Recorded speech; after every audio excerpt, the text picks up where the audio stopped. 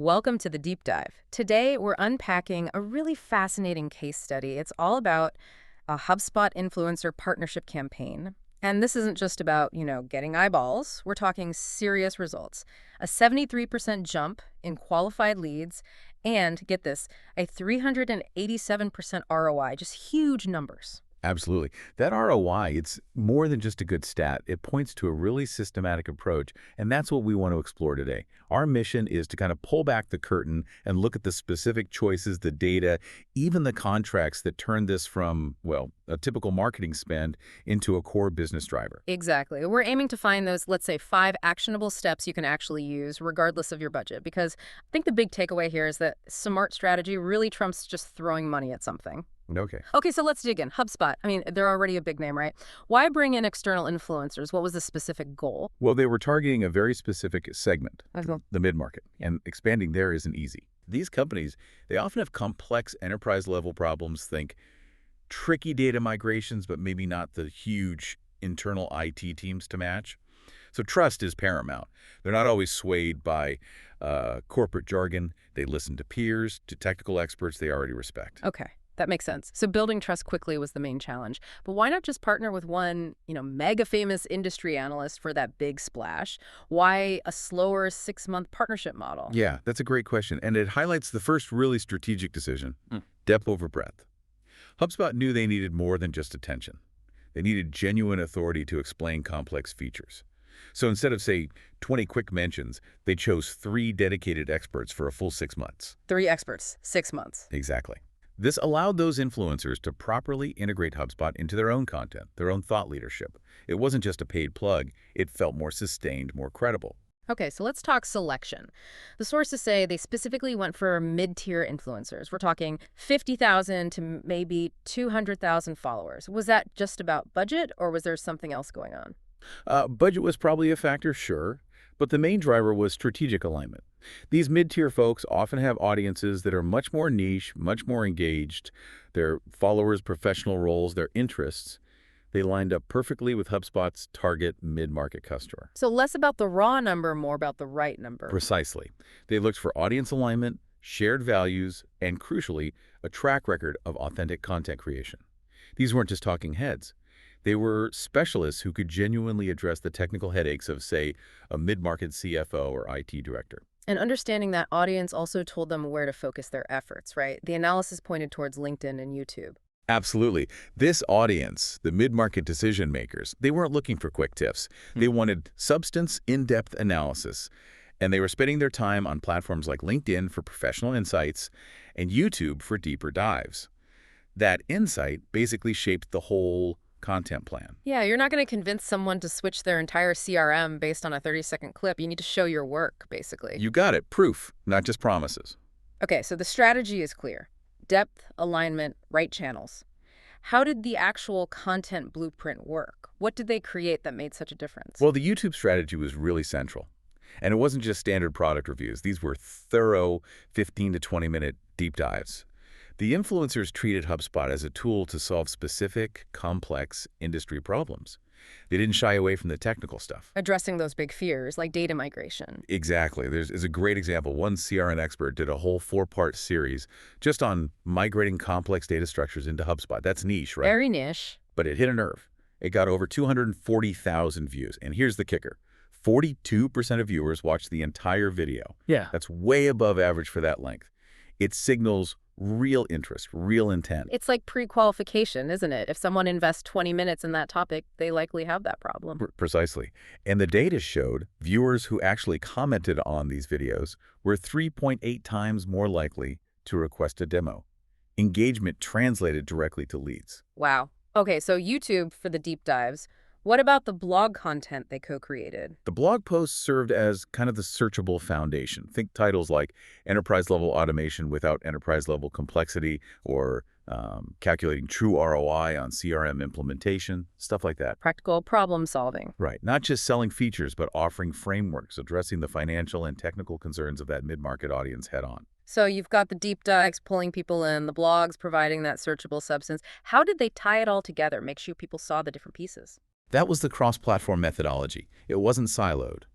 A YouTube video might explicitly reference a detailed blog post for more info. A LinkedIn post might share a key takeaway from the YouTube deep dive. It created multiple touch points across a buyer's journey. Building that trust incrementally over the 6 months. Exactly, making sure the message resonated consistently wherever the prospect encountered it. Okay, this is where it gets really interesting for me. The metrics. You mentioned HubSpot built a custom attribution dashboard. They weren't just counting likes and shares.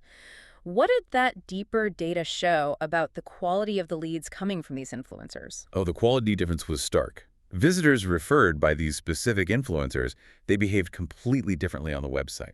They spent 3.2 times longer on site. 3 times longer. Yep. They visited 2.7 times more pages in a session. And, crucially for the bottom line, they converted on lead gen forms 28% more often than other traffic sources. That's significant engagement right there. But did it translate further down the funnel? Did it actually help sales? Massively. This is where that huge ROI comes from. Leads generated through this influencer campaign moved through the sales funnel 35% faster than leads from other channels. 35% faster. Imagine what that means operationally. Less time spent by sales reps, faster deal velocity. It proved that pre-educating prospects with trusted external voices is incredibly efficient. And the sales teams felt this directly. You did. They reported that prospects who'd engaged with the influencer content needed about 40% less education during the actual sales process. They came in already understanding the platform, its capabilities, its complexities, fewer objections, smoother conversations. The trust was pre-built. That's powerful. And it wasn't just one influencer carrying the whole campaign. No, that's another key finding. The tracking showed that 43% of the eventual conversions involved interaction with content from more than one of the chosen influencers. Ah, so it created an ecosystem effect. Exactly. The authority of one expert reinforced the message from another, building this cumulative layer of trust. Okay, let's boil this down into that blueprint. The case study mentioned 5 key steps. We should probably focus on maybe the contractual side and the creative freedom aspect. Good idea. Let's start with step 1. Transparent agreement conditions. This wasn't just a simple fee-for-service contract. They baked in performance. How so? Well, the contracts had very specific language, yes, on disclosure and usage rights, but critically, on performance bonuses tied directly to lead gen and conversion metrics. So the influencer's financial success was literally tied to HubSpot's business goals. Perfect alignment. That makes total sense. And you mentioned flexibility, too. Right, a really smart clause allowing for collaborative revisions based on incoming performance data. If something wasn't working, they could adjust course together mid-campaign. Which leads nicely into step 2, genuine creative freedom, and step 4, optimization based on data. How did they balance giving creators freedom while still hitting the strategic marks? It's a delicate balance, for sure. HubSpot provided clear guidelines, the overall message, the target pain points. But crucially, they let the influencers use their own authentic voice, their established style. That's what their audience trusted in the first place. You can't just give them a script. Exactly. Uh-huh. And the data optimization loop allowed them to fine-tune things. The A/B testing insights on calls to action, or CTAs, are particularly telling. What did they find there? 2 key things.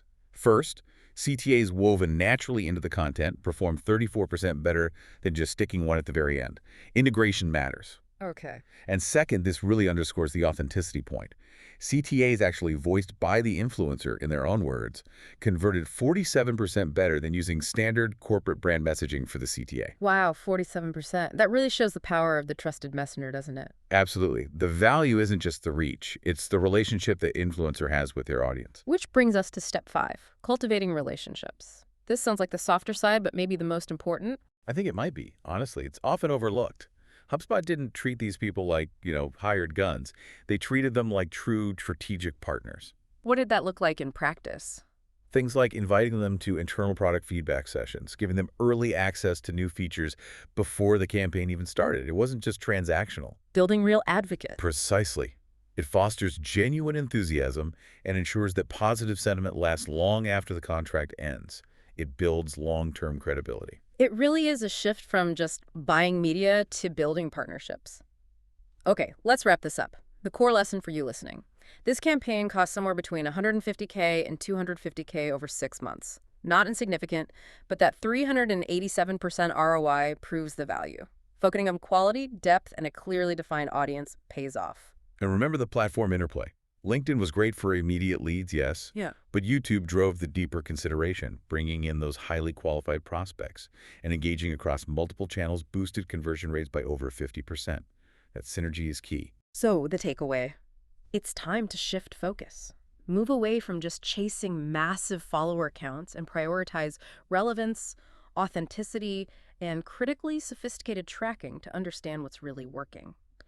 If you target right and empower your partners, the results, as HubSpot showed, can be transformative. And maybe one final provocative thought to leave you with. The case study mentioned resolving some early friction points, some disagreements about messaging alignment. Interestingly, the content that emerged after resolving those issues actually outperformed their initial, perhaps safer ideas. Huh. So friction led to better results. It seems so when handled collaboratively. Which makes you wonder, doesn't it, if that kind of creative tension managed well can actually unlock strategic breakthroughs. How much potential success are we leaving behind because we're afraid of creative conflict, or because we don't build that flexibility for revision right into our initial contracts? That's a really powerful question to consider. A fantastic deep dive today. Thanks for walking us through it. And thank you for joining us. We'll catch you on the next one.